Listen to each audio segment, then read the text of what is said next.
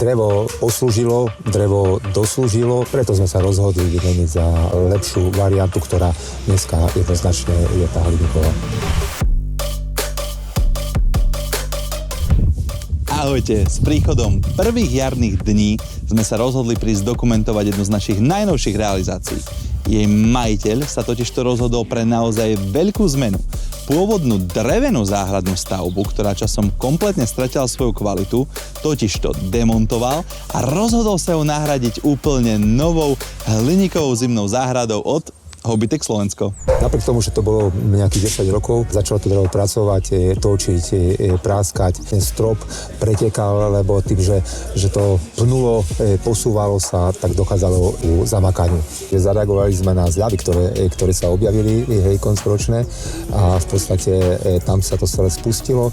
Čo sa týka celého procesu, jednoznačne profesionálne konanie od prvého momentu cez spracovanie cenovej ponuky a vlastne obliadky a zamerania. Všetko super. 10 z 10. Páni, ja viem, že máte veľa roboty na práce. Dali by ste si teraz kavičku. Skúste na chvíľu odložiť robotu. Počasie nám všetkým neprijalo.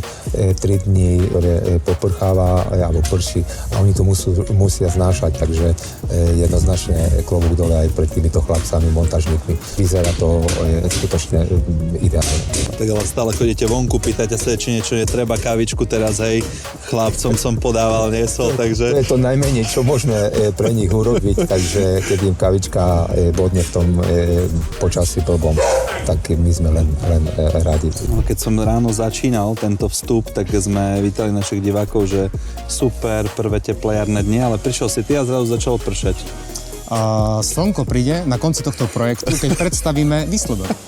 Stavba bola drevená, ktorá za určité roky začala sa už nejakým spôsobom aj krútiť, strešná krytina začala už mať svoje problémy a teda tam už nebola iná cesta, ako túto stavbu vymeniť a spraviť tú novú, ešte o to lepšiu, krajšiu zimnú záhradu. Zákazník chcel najmä bezstarostnosť.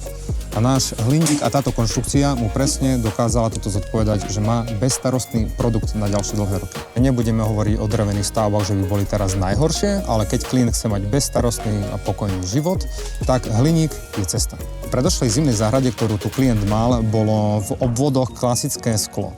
Nijak nebolo bezpečnostné, nijak nebolo izolačné a na streche bola polykarbonátová krytina.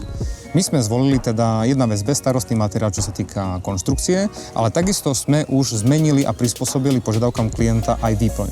To znamená, že máme tu zvolené izolačné dvojsklo aj po obvodových stenách a taktiež máme izolačné dvojsklo v hrúbke 32 mm aj na strešnej krytine.